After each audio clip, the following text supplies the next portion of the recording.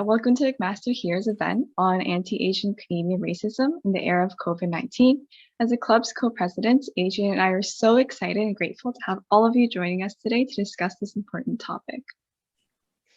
Before we begin, we would like to acknowledge that McMaster University sits on the traditional territories of the Haudenosaunee Confederacy and the Anishinaabe Nations, which is recognized by the Dish with One Spoon Wampum Agreement. We recognize that since we're calling in on an online environment, each person resides in a different space, so please take the time to recognize the land on which you reside. For our event today, our speaker has prepared a 40-minute talk, which will be followed by a 20-minute question and answer period moderated by myself and Adrian. We will begin with some pre-written questions, but audience members are more than welcome to ask questions in the Zoom chat throughout the event and during the Q&A period. And Dr. Liu will either integrate them into our presentation or will answer them during the Q&A period. For closed captioning, we've also enabled Zoom's auto transcription feature, which should show as subtitles at the bottom of your screen. If you'd like an ongoing transcript, you can also click on live transcript at the bottom right hand of your toolbar. You should be able to see that within the Zoom. And if you don't see that, you can click on the three dots at the bottom right and then select show subtitle from there. If you are experiencing technical difficulties with this at any point, please send a private message to Aparna Alango in the Zoom chat or message us directly on social media or email email our club. Alternatively, you can direct message Victoria or myself. So now that we're done with logistics, we'd like to extend a sincere thank you and introduce our guest speaker, Dr. Jenny Liu. Dr. Jenny Liu is a postdoctoral associate with the McDonald Franklin OSI Research Center and the Department of Psychiatry within the Schulich School of Medicine at Western University. She also holds appointments with the Toronto Western Hospital Krembil Research Institute and the Daphne Cockrell School of Nursing at Ryerson University. Dr. Liu is an elected board member of the Society for the Study of Psychiatry and Culture, which is an international organization devoted to fostering cultural aspects of mental health and illness. Dr. Liu's background is in psychological science, and her scholarship activities include research in stress and resilience with community-based applications. In her work, Dr. Liu explores the intersecting biophysiological, psychological, and sociocultural determinants of health and resilience using mixed methods approaches and quantitative modeling. Today, she'll be discussing racism against East and Southeast Asians in Canada and how this has affected mental health prior to and during the COVID-19 pandemic. And as one last note before we start with our event, we'd like to give a content warning for a session today, as we may delve into sensitive topics, including racism, violence, hate crimes, struggles with mental health, and other potential sensitive topics. If you feel uncomfortable at any point during the session, please feel free to disengage or leave the call and take any precautions you feel you need to make to feel comfortable and safe. And with all that said, without further ado, we'll open the floor up to Dr. Jenny Liu to share a presentation. Great, thank you, Adrian and Victoria. So I'm going to go ahead and share screen. Okay. So welcome. I really appreciate everyone being here today, especially it's end of the week. And yeah, okay, good. So before we talk about all of this, and kind of following along to what Adrian was saying, is that issues and discussions around racism are not always going to be pretty. And so some of those things we'll talk about today. So I really want to create an environment where we're comfortable, feel safe. So please feel free to turn off your camera, change your name if you like to, and really let's just create a safe space for us to actually have some honest and frank discussions about what's going on, and hopefully you'll find some of this informative for you as well. All right, so a little bit of background about me, and I know that we went through the long introduction, so I won't necessarily go into it, but the emphasis here is that sometimes we wear lots of different hats. And so I'm a lecturer in the Department of Psychology, Ryerson University, but I'm also an academic and a researcher. I hold roles in different kind of hospitals, different institutional settings. And so when I carry myself in public settings, I also to some extent represent those organizations. As Victoria has found me through my research. So I'm also a researcher. My background is in stress and resilience. However, as the pandemic rolled out last year, we had the opportunity to put together a proposal for a COVID-19 rapid response. At the time when we wrote it, I think it was February, like end of the February, when we were just starting to see that happen all around the world. And really at the time, we had no idea the extent that we would be in a year later, right? But at the time, we put together a proposal to actually support the Chinese communities, because a lot of our team members had firsthand experience supporting the Asian communities during the SARS outbreak back in 2009. Actually, not 2009, I think it was 2003. So with that being said, we put together the proposal. We were successful in terms of receiving funding. And so now we've been, for over a year now, doing COVID-19 related response to support the Chinese communities, as well as frontline healthcare workers as part of the University Health Network funding. And last but not least, I am a service provider. I facilitate sort of psychoeducational interventions, in particular a blended learning program to promote psychological flexibility and resilience capacity. And so sometimes I go by the title doctor. So these are kind of a few of the hats I wear. And in addition, I'm also identifying as a first-generation immigrant. I came to Canada when I was 9 years old, first lived in Vancouver and then moved to Toronto. So I identify as Chinese Canadian, but I was also a prior resident of Japan. And I'm a woman in STEM. I'm a daughter, I'm a sister, I'm a partner, I'm a friend. So where am I going with all of this is that you're probably thinking, why should I care? Well, these are some of the identities that I hold, and these are some of the roles that contribute to my identity. So you might share some of these commonalities with me, whether it's as a student, as an employee, as a learner, as a family member, as a friend, as someone identifying as part of the Asian community. And for example, some of us identify as healthcare workers. And the narrative surrounding healthcare workers in the last year has been that, you know, we're all heroes. Whether you're a healthcare worker in training or whether you're already working in that space, sometimes we wear that title very proudly, right? We walk around, I drive past IKEA all the time on my way to work, and I see they have this sign with a little cute heart and it says, healthcare workers are heroes. But what's been happening is that Asian healthcare workers have also been the targets of discrimination. Exactly a year ago, there was a news story that about an Asian nurse who was spat on. I think she was also hit with an umbrella. And that was just the onset, right, of the pandemic. And since then, we see, you know, spikes in terms of anti-Asian racism all around. And in particular, as well, is that when you're a healthcare worker working in that space, you're not spared from these incidents of discrimination. And in fact, we see that reported across country. We see that in terms of our union representation and survey. We see that in day-to-day accounts. So there's been lots of incidents and documentation of the anti-Asian racism and discrimination. And so we're not spared, even though the narrative is that healthcare workers are heroes. Another title that Asians sometimes wear is the title of model minority, right? Sometimes you can explain Asian discrimination and they think, no, that's not possible. You know, Asians, so many of you are lawyers and doctors. You're so successful. You're the model minority. How can you discriminate?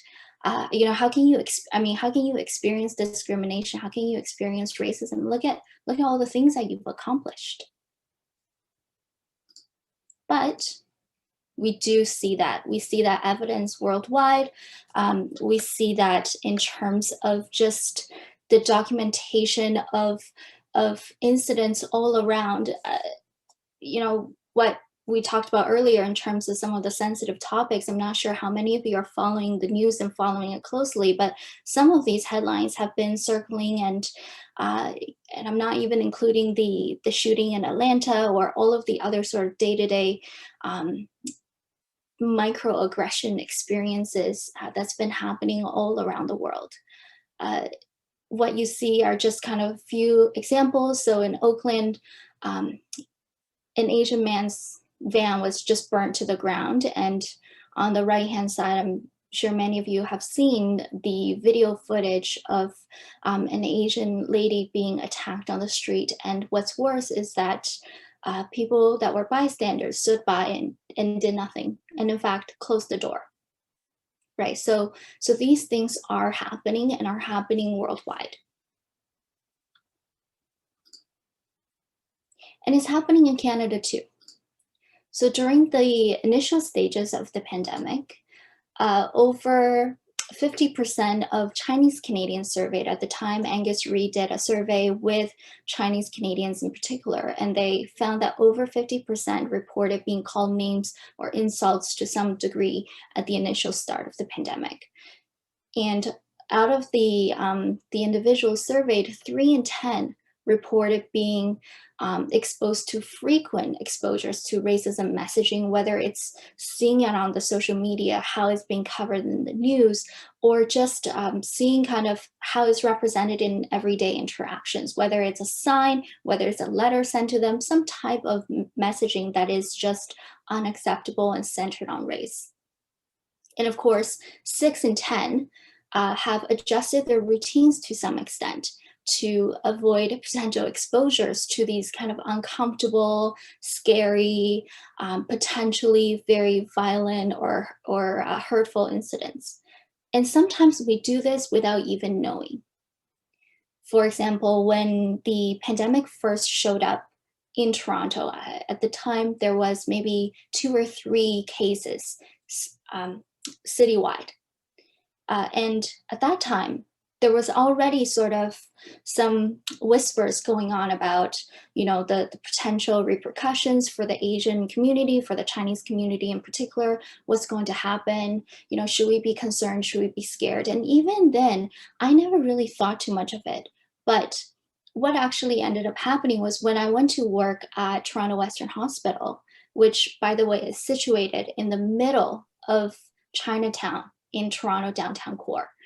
So I went to work, I entered the building, and at the time it was still cold. So I had my very, very big winter coat. And at the time I thought, I don't want to be seen entering a hospital in case, you know, someone thinks I'm here to receive treatment, especially like for COVID or something. You know, I'm also kind of in the same hallway as the emergency room. So I wanted to protect myself. And all this is going on subconsciously, not even fully aware of it. So what I did was I took my hospital badge and I clipped it to just the collar of my coat, right? And I did that consciously, but not knowing the extent that I had already internalized some of those fear and some of those concern for racism and for discrimination. And still, I wasn't spared. So what happened was I'm in mental health psychiatry. I go up to my floor, and I walked past these 2 service users, and they were Caucasian. They were not Asian. And as I walked past them, one very, very aggressively turned her face towards the wall, and the other kind of ducked next to me. And I just thought at the time, so strange. And I remember marching over to our center director's office, just, you know, saying, hi, I'm here. This is what happened. At the time, I thought it was kind of comical and didn't even really register the extent that that already was a little bit of a microaggression. I just thought, so strange, you know, so weird that they would do that.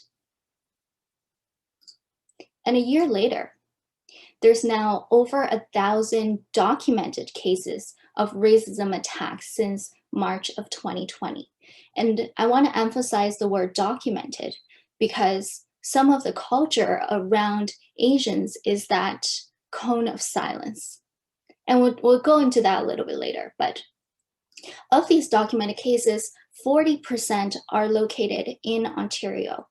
And of those cases, 11% contain some type of violence, whether in terms of physical assault or unwanted bodily or physical contact, and that includes being spit on, which actually happens very frequently.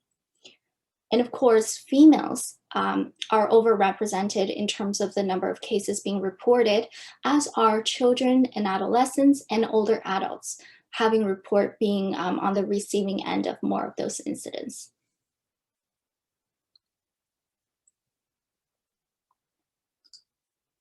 And so now let's step away from those incidents a little bit, and now let's talk about the other kind of the leg that's going on with the pandemic. One of the emphasis of why I kind of declared all of the titles, all of the roles, all of the identities or hats that I wear is that we construct our identities through how we interact with the world, whether it's through our everyday communication, whether it's through how we see ourselves, how we engage or identify with a certain group, our relationship with others, or observing or experiencing events that are happening, and then also being situated in a larger kind of societal context. All of those are interactions that we construct our identities out of. And so what happens in a pandemic is that you go into lockdown sometimes, as we are now. And as a result, we feel very socially isolated. We lose contact, interaction with those that we love, those that we like interacting with. We don't get to do the things that we really enjoy, and not even just out of enjoyment, but also because sometimes we get our identities from that, right? For example, if you see yourself as someone that is a movie lover, right? And part of that overall identity involves being, in line to go see the movies, sitting in the theater, discussing, sharing food, or, part of your identity is you have this great group of network of friends that you hang out with every week. And what happens in a pandemic and social isolation is you lose a little bit of that. And there's things like Zoom, there's things like FaceTime, WebEx, yes, WebEx, Microsoft Teams, all of those kind of technology, Skype, that enables you to still connect a little bit, but they're not the same, right? So the quality of the support and how you navigate your identity through those social interactions are no longer there. Adding another layer on top of that is the socioeconomic hardships. Right? It's been incredibly difficult for some groups that are either vicariously employed and they're not able to continue to work, or for groups that cannot find jobs, and the pandemic had made it even harder, or for small business owners who are kind of forced to shut down, especially the brick and mortar stores. These are all kind of socioeconomic hardships and setbacks that people are experiencing as a whole. And these are, of course, the thematic sort of undercurrent to all of these are the disruptions and changes in our lifestyles that are happening, and that are happening outside of our control. Right? We don't know what's happening. We don't know if a month from now the social restrictions and the lockdown will ease, or we don't know if it's actually going to get worse. Right? There's lots of uncertainties. We don't know if we'll go back to in-class learning as educators or as learners when it comes to the fall, right? Lots of uncertainties outside of control. And what's happening is that these are all creating layers and layers and layers of emotional distress. And in fact, there's lots of data out there that is highlighting the toll that all of these are taking collectively on individuals. And this is the shadow pandemic that's happening with regard to our mental health, right? All of these things are happening. We feel helpless, we feel hopeless, and as a result, our mental health is suffering. And particularly for some groups, they're suffering a little bit more. And one of those groups that are high risk are the healthcare providers. There are unpublished evidence.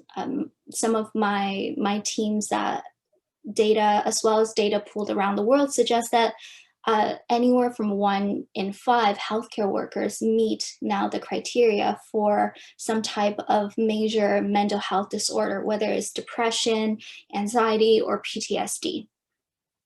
And so even though the pandemic happened and people were saying, oh, you know what, it will happen to everyone equitably. It's the great equalizer because the virus doesn't see color, the virus doesn't see socioeconomic class.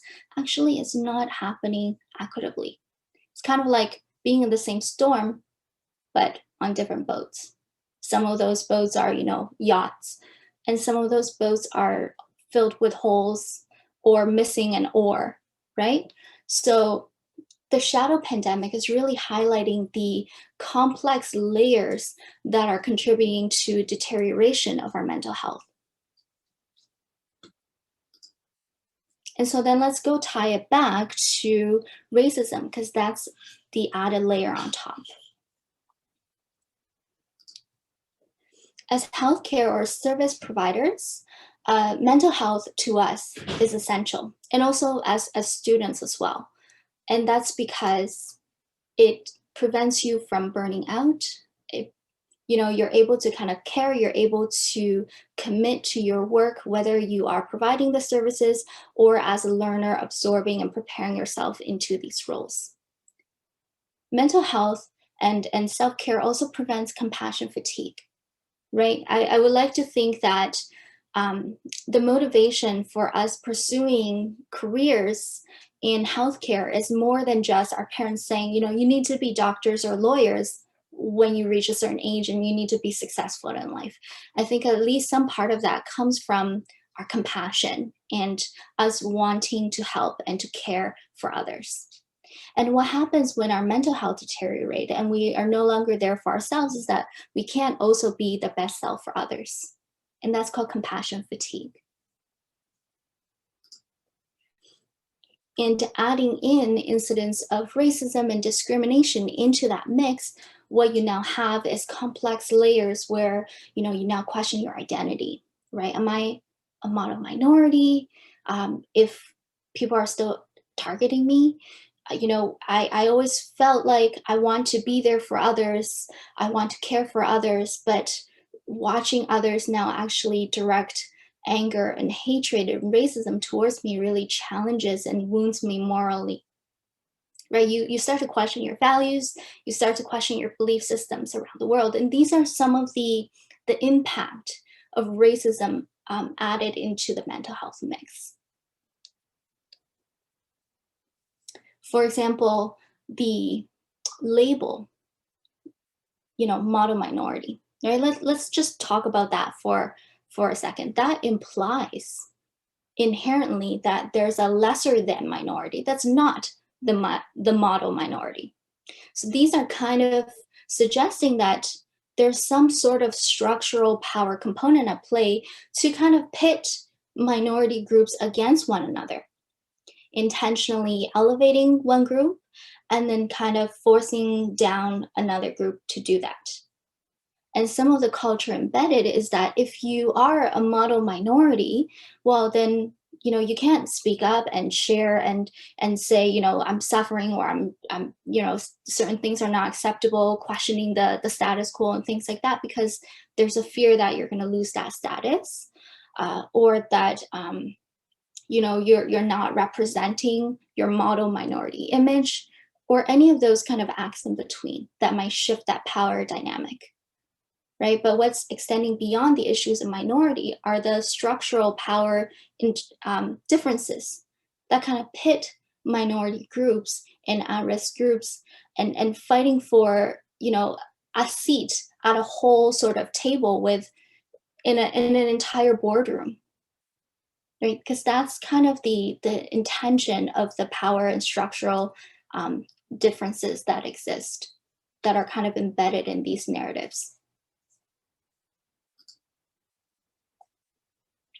And also, issues of anti-Asian hate is not an emerging issue. It has always been a deeply, deeply Canadian issue.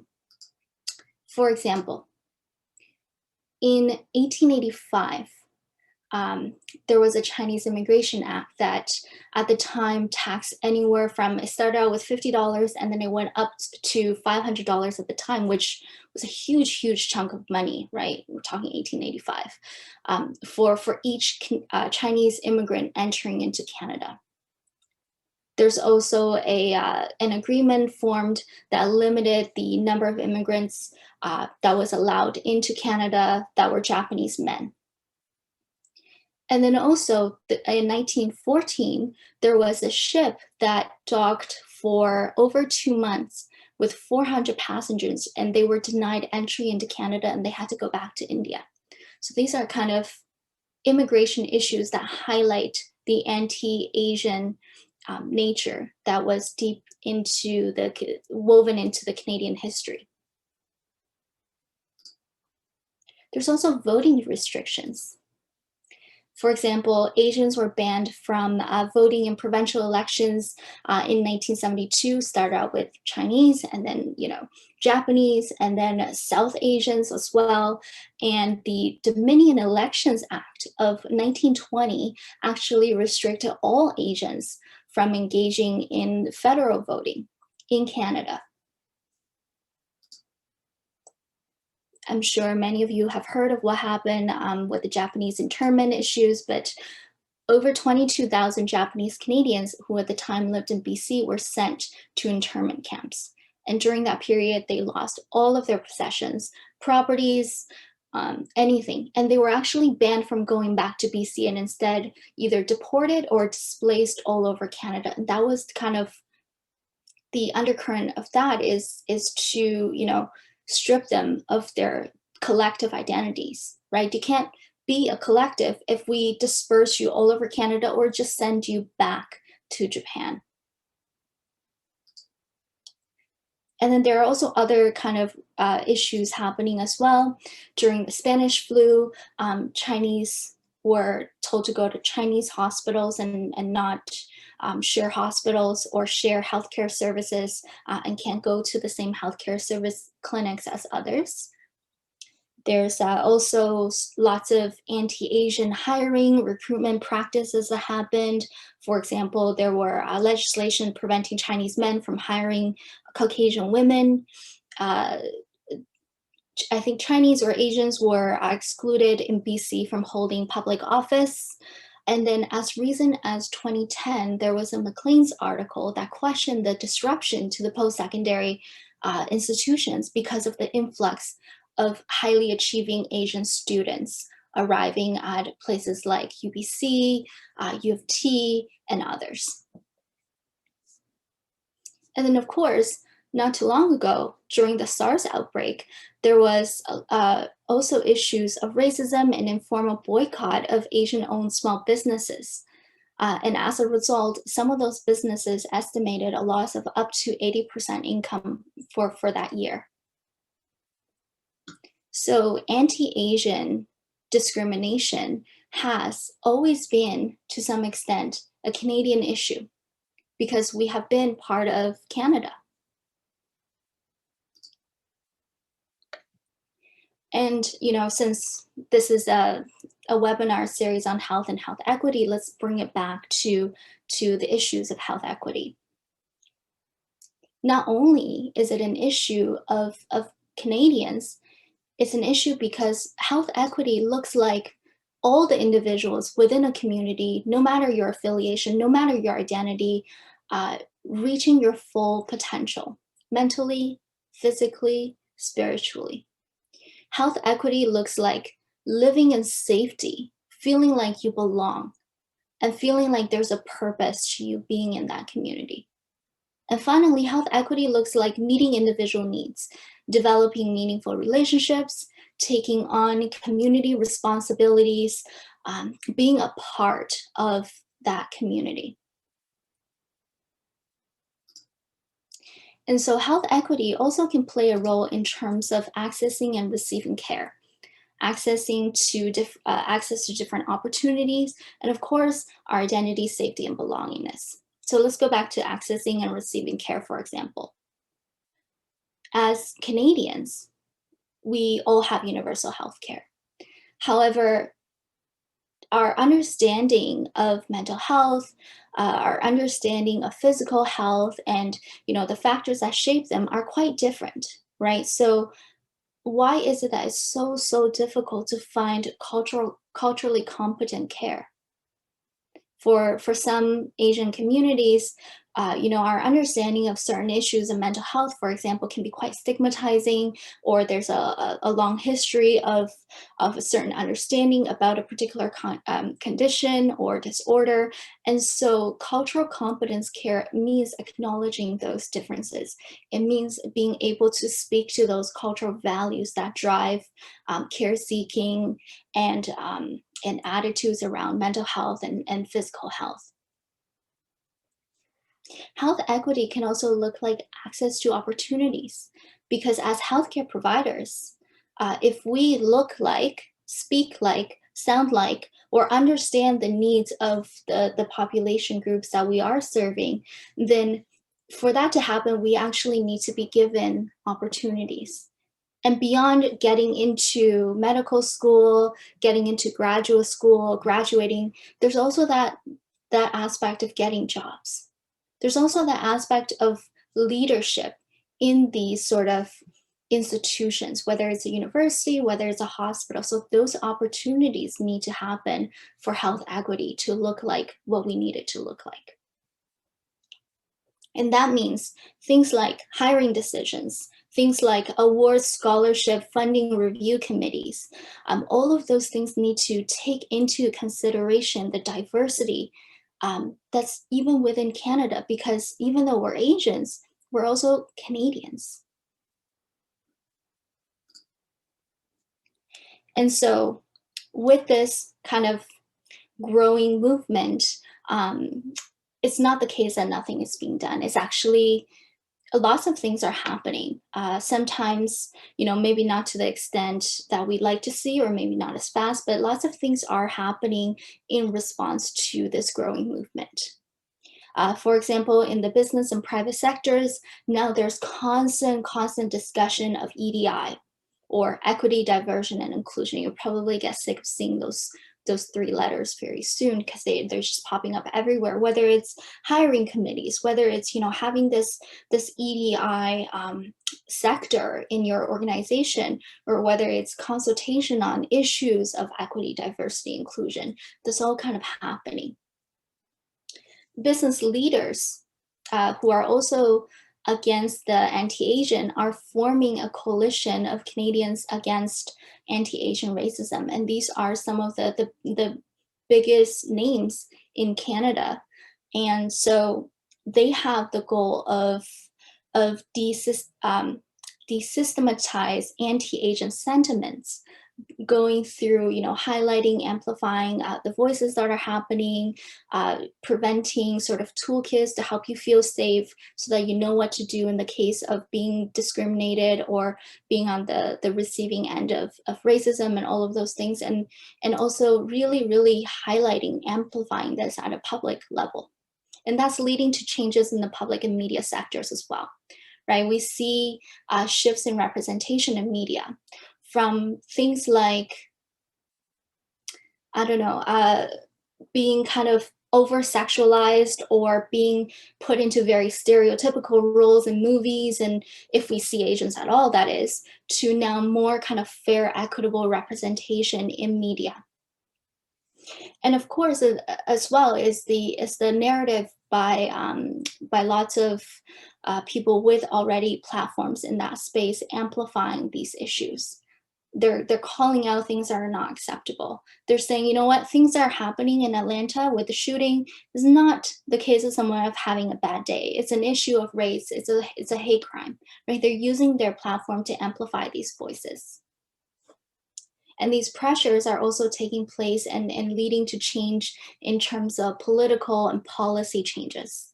For example, today, the Toronto City Council passed a motion to condemn anti-Asian hate and advance towards the steps in creating an action plan in terms of how to deal with that. What does that mean? Are they just empty words? Well, these are kind of the consolidation steps in acknowledging, in creating awareness, also in kind of formal acknowledgement that things are not okay. And finally, in the community, things have always been happening. We have leaders that are championing for change. We have alliance networks that are amplifying these voices. And we have lots of work happening to provide specific types of support, services, and channels for documentation. Some of the things that the data that I've presented all come from community alliances. For example, CCNC TO, CCNC Social Justice coming together to do the anti-Asian racism discrimination reporting tool so that they can collect data that highlight just the number of incidents reports that are happening in a year.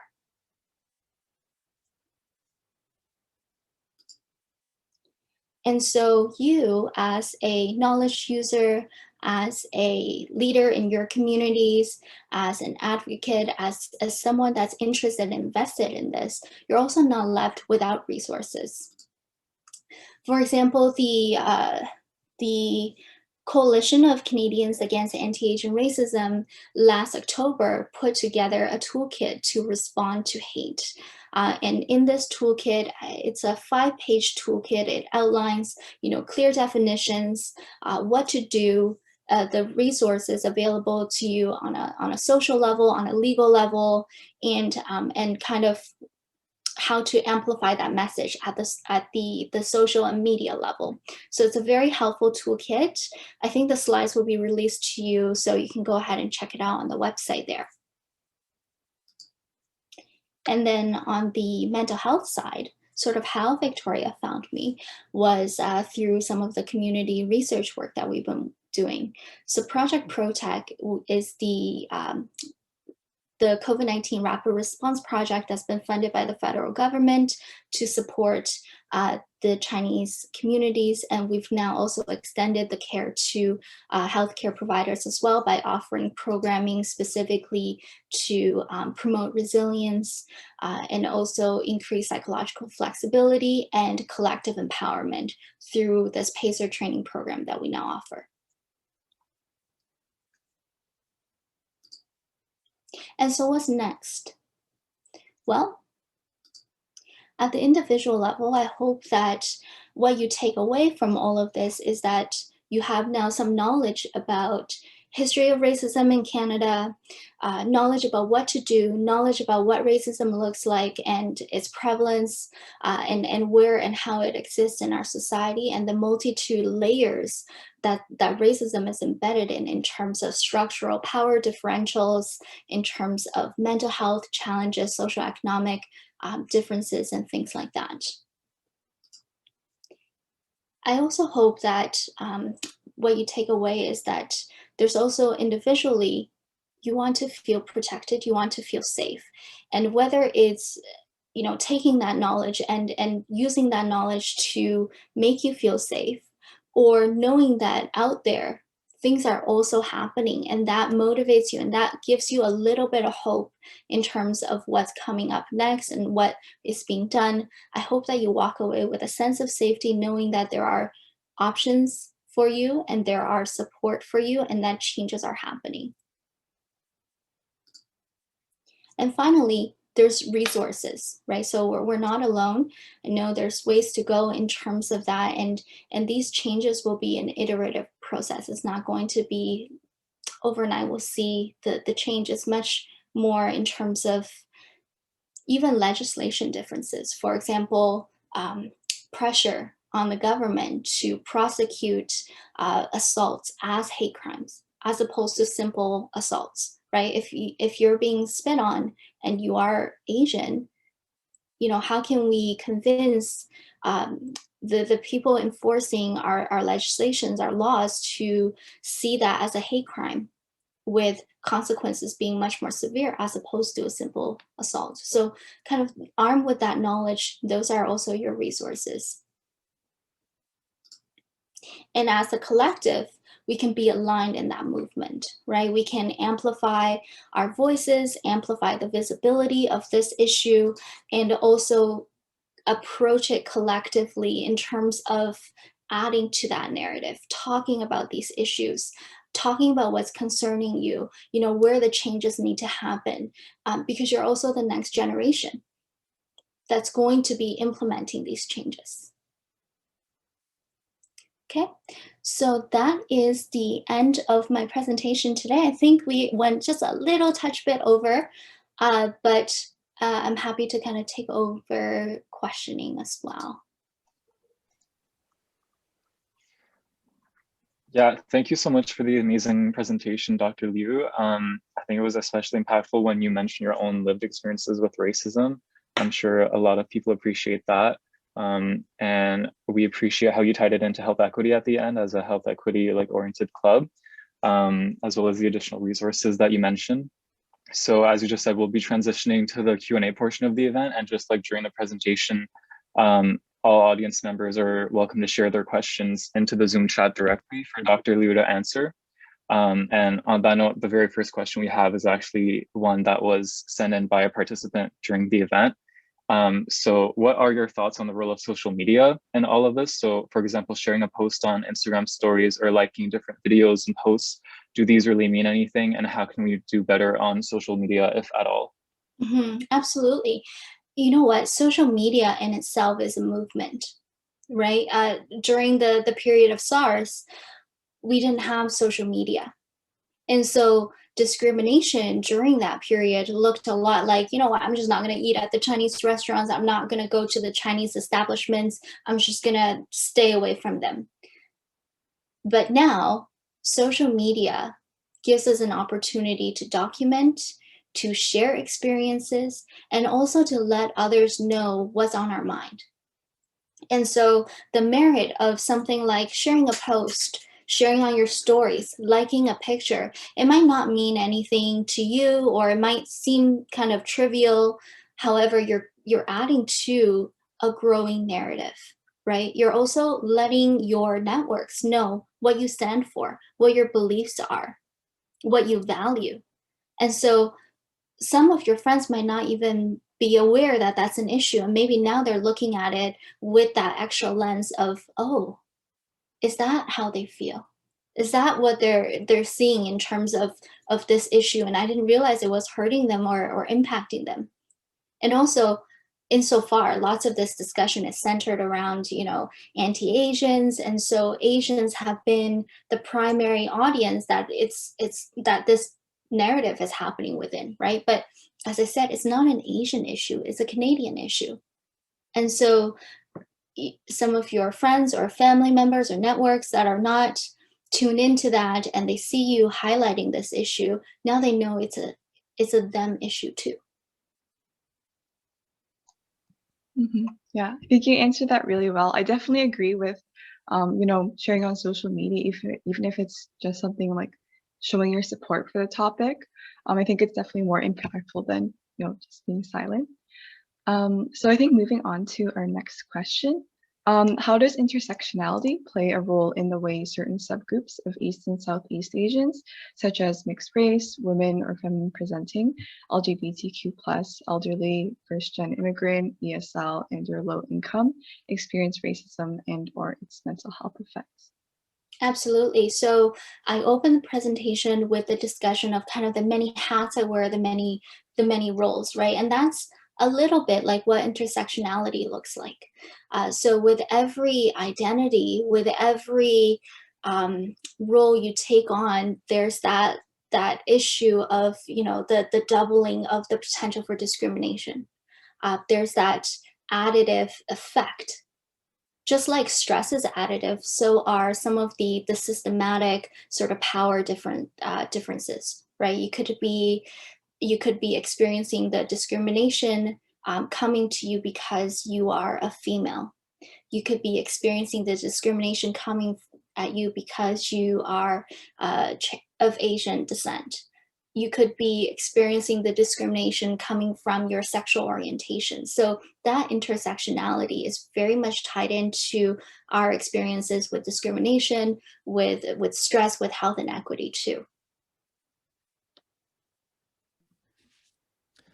Thank you so much for that answer. I think you answered it very well.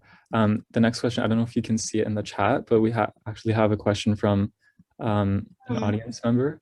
So I can read it out. How do you think the political landscape, i.e. the words certain politicians have used, has influenced anti-Asian racism? Absolutely. Just like our collective voices might amplify the narrative that certain things are not acceptable, people can use their platform to do the opposite, right? So when you have a world leader going on national or international television for that matter, and calling it like the Wuhan flu or the China flu or the China virus, what's happening is that these identities become embedded and woven into the COVID-19 pandemic. And so you can't make that distinction. Just like the same thing about, oh, you know, it's not an issue of Chinese, it's the Chinese Communist Party or something. Well, you know what? People acting on these don't make that distinction. And so when the political landscape or anyone with that platform use it to amplify kind of discriminatory or hateful rhetorics, people tune into that platform might see that and say, oh, they can do it, it's okay. Or they can even embody some of that discrimination. Yes, thank you for that answer. And it's sort of unrelated, but I've also seen like some of the terminology that you use, like even being used in academia, like especially earlier on, like when by like researchers or like people writing papers that were published. So even there, like that use of language was present. Our next question is, do Asian Canadians face any barriers to accessing mental health support? If so, what do these look like and how can they be mitigated? Absolutely. So health equity means being able to feel supported and receive the care and services when we need it. So as a larger Canadian community, but also with differences, sometimes nuanced, sometimes very prominent in terms of our background, our cultural beliefs, our spiritual beliefs, accessing care that considers those and also are sensitive to those factors are incredibly important. But what's kind of sad is that that's not often woven into the training of kind of young healthcare professionals. And not only that, structurally, there's not a whole lot of funding and resources to support that kind of programming, right? Asian Canadians are the fastest growing minority group. And yet, in terms of actual culturally competent care delivery and services specific to provide specific to Asians in terms of their needs with regard to mental health, there's very few and far in between. There's in Toronto, the Hong Kong Mental Health Association, they offer culturally competent care. There's our Asian initiatives in mental health out of Toronto Western Hospital. And then in between the two, there's not a whole lot of options. At one point, in our AIM clinic at Toronto Western Hospital, the wait time to see a psychiatrist was over a year. Right, so that speaks to the need is there, but the difficulties because there's not enough funding from the top to, you know, to hire, to expand a program. There's also not a lot of support to create these programs in the community, and as a result, we do experience barriers in accessing those services when we need them. Yeah, I definitely think that's a really good point.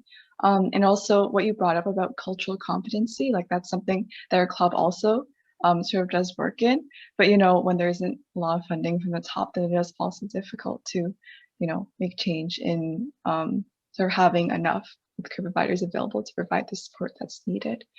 Yeah, absolutely. And just to add to that piece as well, in terms of trainee sort of professional training in the medical realm, at least in psychiatry, there's not a whole lot of training around cultural competency, right? There's that interview piece where you know you're learned how to give the interview, and it's almost treated like a checklist, but it's not.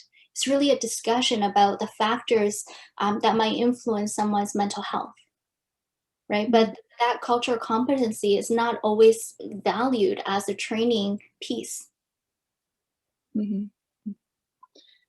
So we got one question from an attendee in the chat. So what do you think is the best way to interact and respond to those, including close friends, that may have internalized these biases and refuse to change their way of thinking?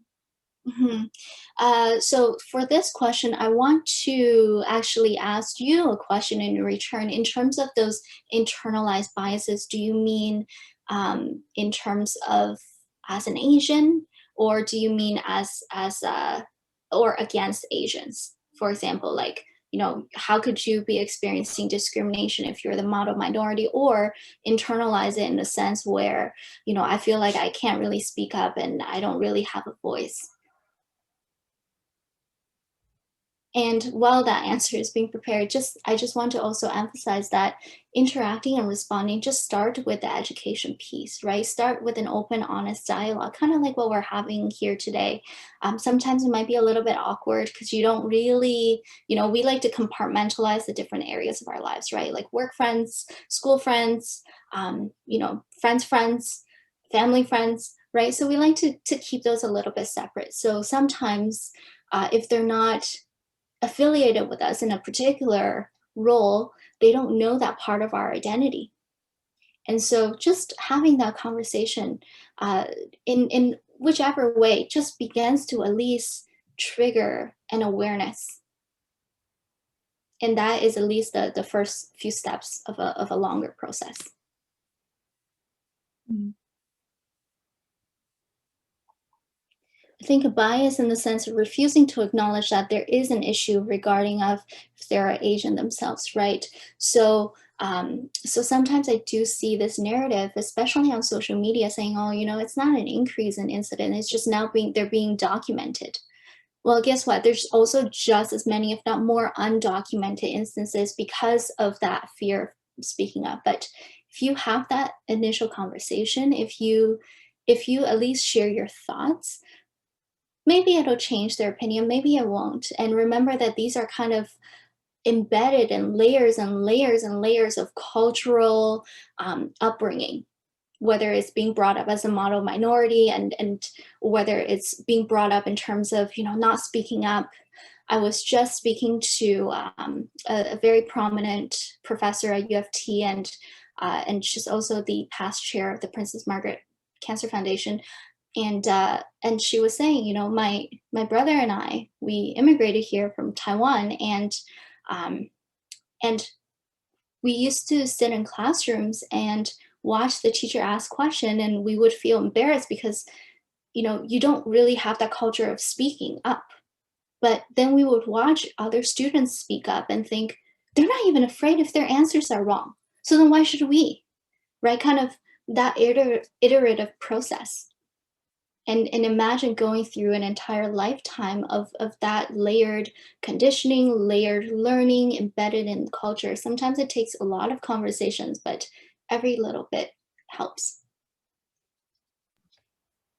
Thank you so much for that answer, and to the audience member for asking it. Yeah, can definitely be difficult and challenging to approach this, but as you said, every little bit counts in unlearning what we've been conditioned to think.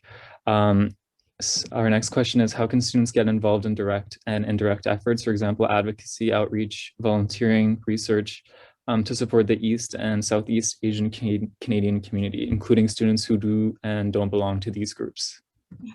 Absolutely. Well, for starters, you're all here. So that's great, and that extends to all the audience members who will be watching this later on as well, right? You're taking the first step in terms of acknowledging the issue, learning about it, whether it's through this or through other initiatives. There's also tons of ways to be involved, whether it's volunteering at those community organizations, because guess what? They're always understaffed because they're also underfunded, right? Whether it's kind of speaking up in your professional settings. If you see something, that's not happening, that should happen, maybe talk to some people, right?